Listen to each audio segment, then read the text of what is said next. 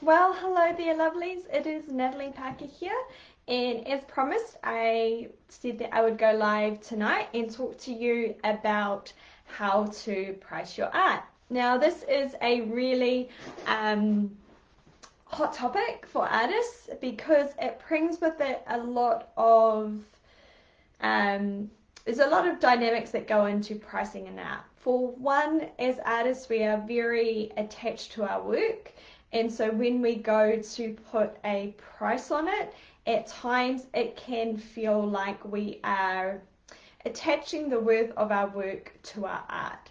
So there's that kind of dynamic that comes into it. So I want to give to you today 4 ways that you can price your art. They all have their advantages and their disadvantages, so it's up to you as an artist to decide which works right for you. So in terms of pricing, there are a few things that we need to consider. So the first one you want to look at is your time. So how long did it take you to make that particular artwork? So when we are just starting out as artists though, it takes us a lot longer to create a piece of artwork than it does when we're a few years down the track. We also tend to spend a lot of time looking and analyzing our work to see what our next kind of move is. So when you are a beginning artist, if you are going by charging someone by how long it takes you to do your work, it's probably not an integral way to price or not fair to charge your learning process to your client. So that's something that you really want to consider. Hi Erica, nice to see you. So we want to consider how long we've been an artist. That is one of the components. So as well. So are you an established artist already? Do you have a brand? Are you already selling work for a certain price? And that's going to come into it as well. Now there is also the thing, you can either love it or not so much love it.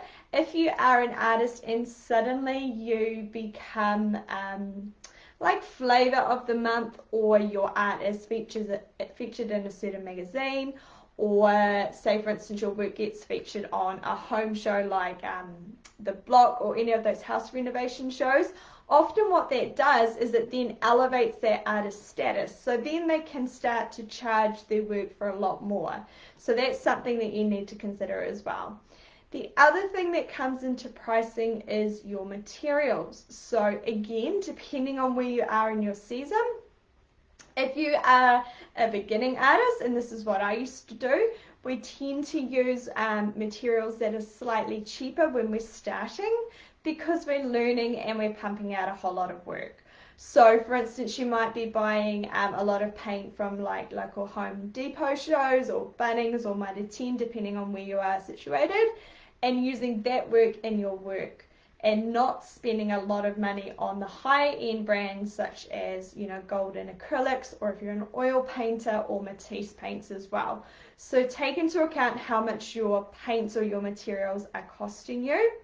The other thing you want to think about with materials is, in terms of pricing, is your framing. If that's going to happen, that's a cost that you need to pass on to your client and not gather that for yourself, because that's going to take off your profit. There's other things like the cost of your canvas. Again, depending on where you are in your career, you're going to decide whether you are purchasing cheaper brand canvases to start with because you're learning, or whether you're developing or purchasing higher brand canvases as well. And then there's the things that come into finishing your work. So you've got things like varnishes, you've got the hanging equipment, and I mentioned framing. And then beyond that, there is your shipping and also the packaging costs, because that can cost a lot just to wrap a certain work. So there's a lot of dynamics that go into even creating an artwork. So I just sort of wanted to cover that, to consider this is why it is hard to price your artwork as an artist, but it doesn't have to be. There are ways that we can get around that, or there are ways that we can help us to grow and get some sort of pricing that feels integral and right for us. So I'm going to talk about 4 ways now we've sort of had the concept. So the first way that you can price your work is by the hourly rate or the hourly hourly method. So if you work out how long it takes you, charge that by an hours, however much you want to pay yourself an hour. I suggest that you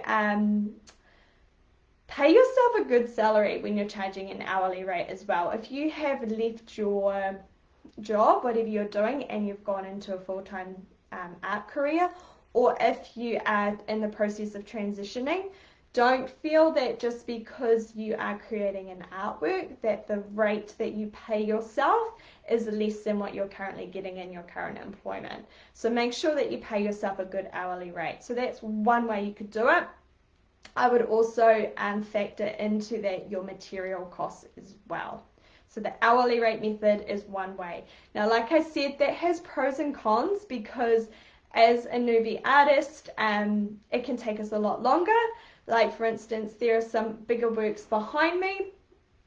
When I am painting a very detailed work, it can take me up to 40 hours sometimes to do one of those paintings. Those ones behind me, more abstract ones, I could probably do one of those in an hour and a half or 2 hours. Now I charge the same rate. So that doesn't mean that that work is any less valuable, because it has taken me 30 years of painting practice, education, teaching, trial and error to get to the point to be able to do that. So the hourly rate thing, I'm not really a fan of, but it is a good starting base if you are just starting out. The second way you can price your art is by your material cost. So I would add up everything that you use.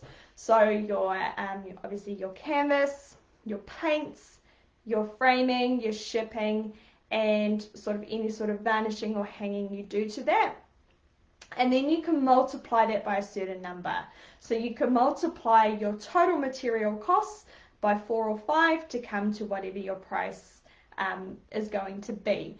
And then as you go through, I would encourage you to start to raise your prices as you start to sell more and as you start to go through the years and get more experience as an artist. The third way we can price our work, and this is a little bit more abstract and a little bit probably what most of us tend to do. I tended to use this method, especially when I was just starting out, was pricing our work based by what we feel it's worth.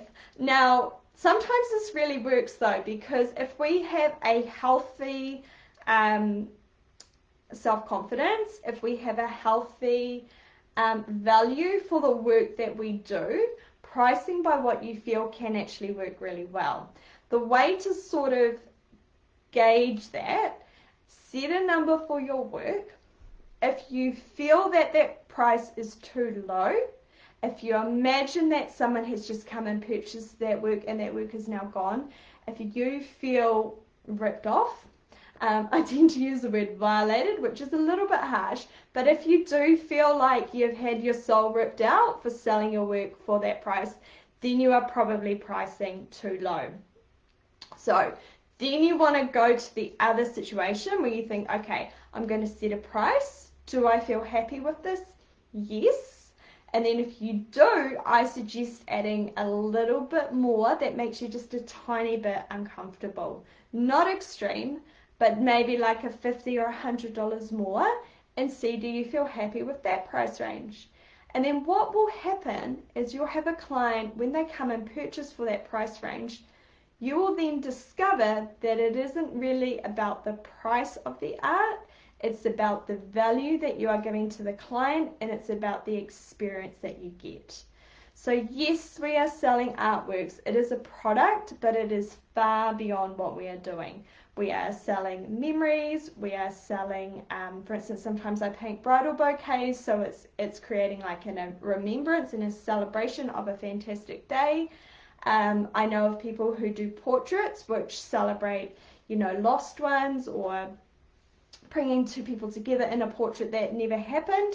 There's some special, really, really special memories. So when you are charging by what you feel it's worth, I think that can really be a great way to start. Then the fourth way that you could price your work is to price it by a linear square inch method. So This is the one that I personally use now. This isn't how I used to price. I used to price by the what does my gut think, or by how long it took me. But now, as I sell a lot more, I need a consistent pricing system. And so the linear method is, say for instance, I have a canvas that is 18 by 24 inches. So I go 18 plus 24 is 42, and then I times it by a certain number. So say 16, I think I've got, did my math there, say times it by 16, that comes to 670. So that is my price range for that one. Then if I have a work that is 16 by 20 inches, 16 plus 20 is 36, times by 16 is 570. Now the reason that I love the pricing per linear is the fact that clients understand it. Okay, so our customers, they don't understand, not all of them, some of them do, okay, but if they're not artists, they don't understand the amount of work that might go into a certain piece. They don't necessarily understand the amount of thought and emotion and thinking that you've put into that work. They may not understand how much experience you have in art as an artist, how long it's taking you to refine and get your skills to that certain level, okay? And that's okay because they don't have to. But what they do understand is size. So when you have your pricing structure set that is clear based on those sizes, you're going to find, one, you feel a lot more confident in your pricing, and also your client understands it.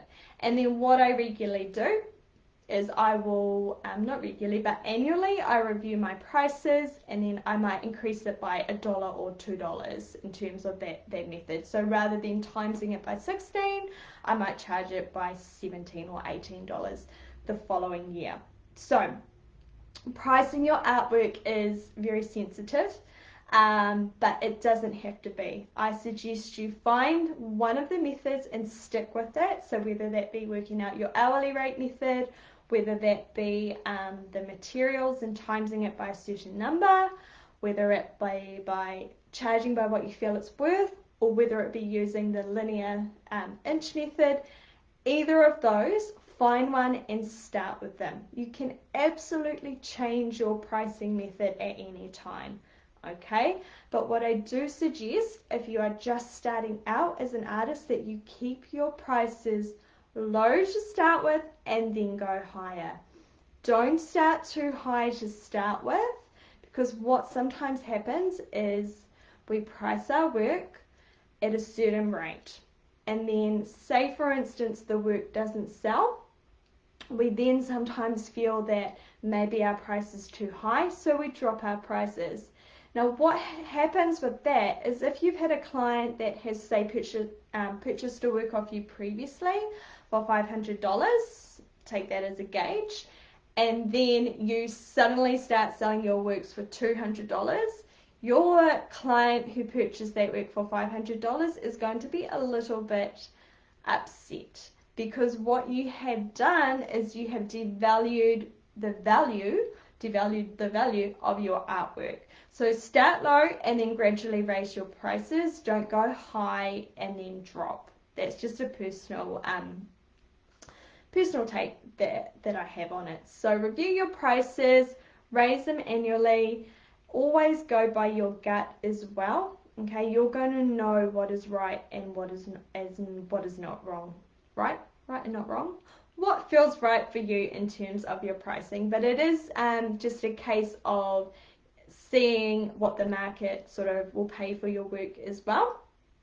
But you as an artist also have that ability to determine the value of your work. Now, as you're moving through your career, you're going to find that you're going to want to raise your prices, which is fantastic. So I would do that, maybe review your prices annually and slowly start to raise them as well. And the other thing that you want to think about with pricing is commissions. Now, I personally charge more for commissions, and there is a couple of reasons for that. One is that it takes a lot more energy to create commission work. So when we are in our studio and when we are creating a work that we love and that naturally comes out of us, then we kind of, it's easier, okay? It's easier on our creative energy that we put out. It's more joyous, and we're not thinking so much at that time when we're creating about, will that buyer like it? When we're doing a commission, we've already got this huge expectation on us of what the work should look like. The client's probably, dictated the size, the colors, the style. You've come to that whole kind of resolution, and so there's a lot of pressure on you to get it right and to create it really, really well for them. So with commissions, I would always charge a little bit more because it will take you more time physically to create that work, but it also takes you more time mentally to figure that work out and get that really, really best work. So I hope this has helped you. If you have any questions on pricing or want any further sort of clarification, feel free to comment below or send me a personal message. But apart from that, I hope that you have a fantastic day and get back into your studios and create that beautiful work that you are really, really capable of and that the world needs to see. Thank you.